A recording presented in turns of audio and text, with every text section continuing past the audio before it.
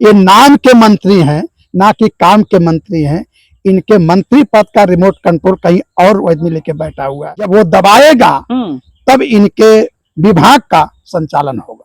Party बनाए हैं तो मैंने आज तक तो कहीं नहीं देखा, कहीं नहीं सुना कि बाप बेटे के अलावा कहीं से भी ये अपने दल से अपने समाज राजभर भाई को कहीं से कोई टिकट दिए हो। अब बताइए, दो दो बार के मंत्री रहते हुए मेरी समझ में नहीं आ रही है कि एक मिनिस्टर होते हुए आज अपना घर छोड़ के दूसरे घर में आके वहां दावा कर रहा है कि हम यहाँ से खदेड़। खुद अपने परिवार के बारे में सोच रहा है, वो दूसरे परिवार को तो परिवारवाद बता रहा है। वो तो एक सूबे के मुख्यमंत्री रह चुके हैं, पूरे हिंदुस्तान की तीसरी पार्टी के मुखिया। भी से कहूंगा, मंत्री जी अगर सम्मान बचाना है, अपनी जमानत को बचाना है, आजमगढ़ सरजमी को छोड़ के आप कहीं दूसरे जिले में अपनी जमीन तलाश करें।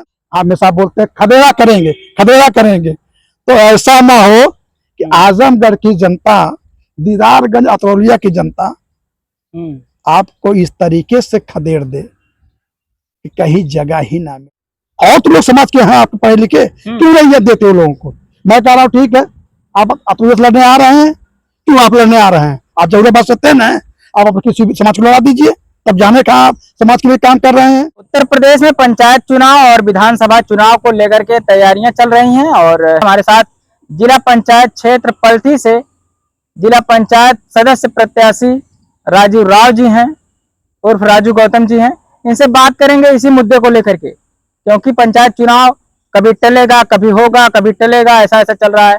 जबकि इनके राष्ट्रीय अध्यक्ष ने सीधा संकेत कर दिया कि आप लोग पैसा मत खर्च करिए, चुनाव नहीं होने वाला है 27 विधानसभा के पहले। भैया क्या कहेंगे? और रही बात पंचायती चुनाव की, तो पंचायत चुनाव ये नहीं करवा पाएंगे, इनकी सरकार नहीं करवा पाएगी।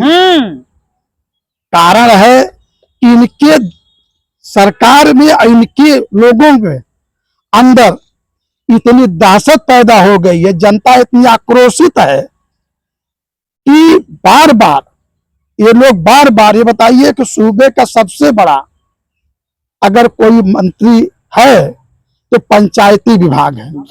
पंचायती विभाग का एक मंत्री होते हुए बार बार ये कह रहा है चुनाव समय पर होगा, चुनाव समय पर होगा, चुनाव समय पर होगा, लेकिन देते गए, टालते गए। आज अब वही कह रहे हैं कि चुनाव अब संभावना 27 के में ही होगा, 26 में चुनाव नहीं हो पाएगा। कारण क्या है? कारण इनका यही है कि सरकार में रहते हुए फिर भी, मंत्री रहते हुए फिर भी ये नाम के मंत्री हैं, ना कि काम के मंत्री हैं। इनके मंत्री पद का रिमोट कंट्रोल कहीं और आदमी लेके बैठा हुआ है। जब वो दबाएगा तब इनके विभाग का संचालन होगा। अच्छा। इनके कहने से 1% आप जान लीजिए, बार बार बोले, जनता उस पर हंस रही है कि एक कैबिनेट मंत्री होते हुए फिर भी ये समय पे चुनाव ना करवा पा रहे हैं। इसका कारण यही है, रिमोट कंट्रोल मंत्री पद का इनके हाथ में नहीं है। और एक चीज और, एक कह रहे हैं कि अखिलेश यादव परिवारवाद करते हैं, अखिलेश यादव अपने भाइयों को विधायक सांसद बनाते हैं, अपने परिवार के लोगों को विधायक सांसद बनाते हैं। क्या कहेंगे इसको लेकर? देखिए, कहने के बाद इस पे तो हम कुछ बहुत ज्यादा नहीं कहेंगे, लेकिन एक चीज हम कहेंगे, वो बार बार ये कहते हैं कि समाजवादी पार्टी जो परिवारवाद की पार्टी है। चलिए, वो कह रहे हैं, हम इस चीज को अगर मान भी लेते हैं तो समाजवादी पार्टी आज इतनी बड़ी पार्टी बनी हुई है कि इंडिया, भारत की लगभग तीसरे नंबर की पार्टी बन चुकी है। अब ये बताइए, तीसरे नंबर की पार्टी को वो परिवारवाद बता रहे हैं, और मैं उनसे कहना चाह रहा हूं कि ये भी अपनी एक पार्टी बनाए हैं। अब ये पार्टी बनाए हैं तो मैंने आज तक तो कहीं नहीं देखा, कहीं नहीं सुना कि बाप बेटे के अलावा कहीं से भी ये अपने दल से अपने समाज राजभर भाई को कहीं से कोई टिकट दिए हो या कहीं से कोई चुनाव लड़ाए हो। जब ये खुद परिवारवाद में एक छोटे से दल को लेके परिवारवाद में ये खुद विलीन है, विलुप्त हो गए हैं, उसके अलावा तीसरे के बारे में, समाज के बारे में सोच ही नहीं पा रहे हैं। आपने कहा ना, उस बार भी चुनाव लड़े थे, बड़ा से डॉक्टर अरविंद चुनाव लड़ गए, अरुण अरुण उनके समझ में आ गई बात। जी। जहूराबाद से मंत्री जी चुनाव लड़े हैं भी। अब बताइए, 2-2 बार के मंत्री रहते हुए मेरी समझ में नहीं आ रही है कि एक मिनिस्टर होते हुए आज अपना घर छोड़ के दूसरे घर में आके वहां दावा कर रहा है कि हम यहाँ से खदेड़ फेंकेंगे। अब बताइए, जहां से कोई खुद खदेड़ा जा रहा है, अपने घर में, उनके घर जहूराबाद से खुद खदेड़े जा रहे हैं। अब वहां से आने के बाद बताइए, वो भी चुने कहाँ है? आजमगढ़। अरे आजमगढ़, माननीय मंत्री जी, आप नहीं, आपने सुन के ये अपना भविष्य आप खत्म कर दिए, क्योंकि आजमगढ़ में सदियों से, ये आप मान लीजिए मंत्री जी, समाजवादियों का था, है और रहेगा भी 27 में। इसको कोई रोक नहीं पाएगा। और आप अपने के लिए बात कर रहे हैं, अपनी समाज के लिए। समाज के लिए आप बता दीजिए कोई एक काम, या सामने 27 में चुनाव है, या अगर होना तो है नहीं, त्रिस्तरीय चुनाव, पंचायती चुनाव भी होगा।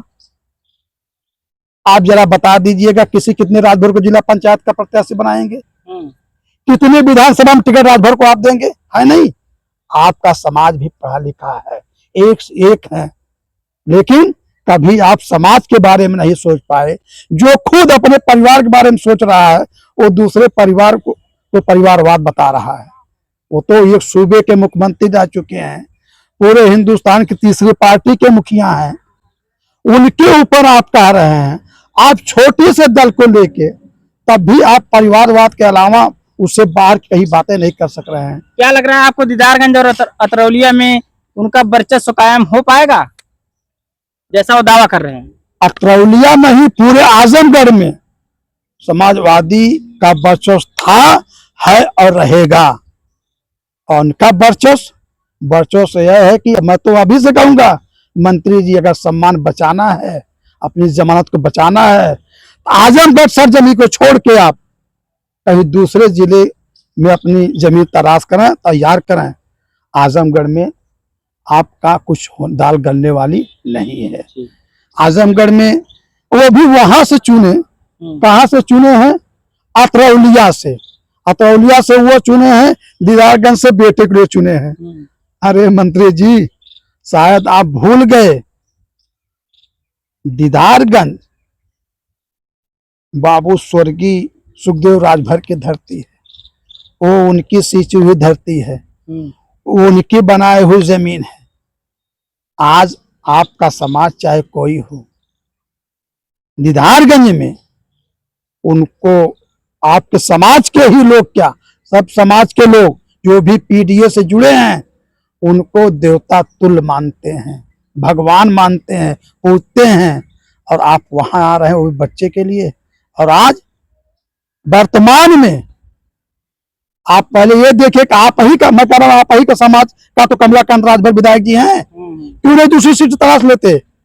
आप समाज के बारे में नहीं सोचेंगे, जहां जहां आपका समाज है वहीं वहीं आप लड़ने की कोशिश कर रहे हैं। दीदारगंज को भूल जाए, यहाँ नवयुवक विधायक हमारे जो बड़े भाई कमलाकांत राजभर जी हैं,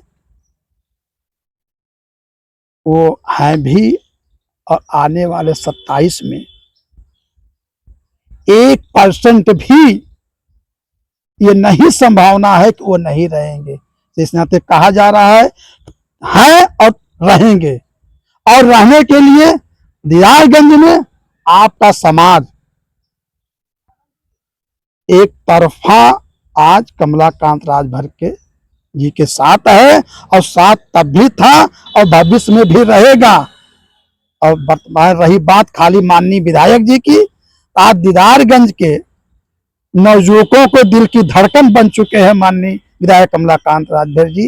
इस नाते माननीय जी से हमारा यही आपसे आग्रह है कि आप दीदारगंज क्या पूरे आजमगढ़ जिला छोड़ के कहीं और जाके अपनी जमीन तैयार करने की कोशिश करें, अन्यथा वही परिणाम होगा कि आपने, इन्होंने ही, मंत्री जी हमेशा बोलते हैं खदेड़ा करेंगे, खदेड़ा करेंगे। तो ऐसा ना हो कि आजमगढ़ की जनता, दीदारगंज अतरौलिया की जनता आपको इस तरीके से खदेड़ दे कि कहीं जगह ही ना मिले। इस नाते समय रहते हुए मेरा यही निवेदन है, आप आजमगढ़ को छोड़ के, जहां आपका समाज नहीं लड़ रहा है, आप अपने समाज वालों को बुलाइए, लड़ाइए। क्यों बेटे चक्कर में पड़े भाई? अभी दोनों बेटे चक्कर में पड़े जाते हैं हमेशा, तीसरा कोई नहीं है। और तुम लोग समाज के हैं, आप पढ़े लिखे, क्यों रैयत देते हो लोगों को? मैं कह रहा हूँ ठीक है, आप अतुल्य लड़ने आ रहे हैं, क्यों आप लड़ने आ रहे हैं? आप जरूर बात सकते हैं ना, आप किसी भी समाज को लड़ा दीजिए, तब जाने कहा आप समाज के लिए काम कर रहे हैं। आप दीदारगंज में बात कर रहे हैं, क्या बात करेंगे?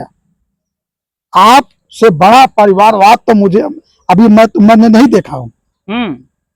इनके बड़ा परिवार बताइए, किसी कभी आपने सुना? आप बहुत लोगों में जाते होंगे, बहुत लोग से सुनते होंगे, जनता के बीच में जाते हैं, क्योंकि वह पत्रकार आप लोग हैं, लेकिन कहीं आप ये सुने होंगे किसी एक दूसरे राजभर के बारे में उन प्रकार राजभर ने आतंकवाद किया है?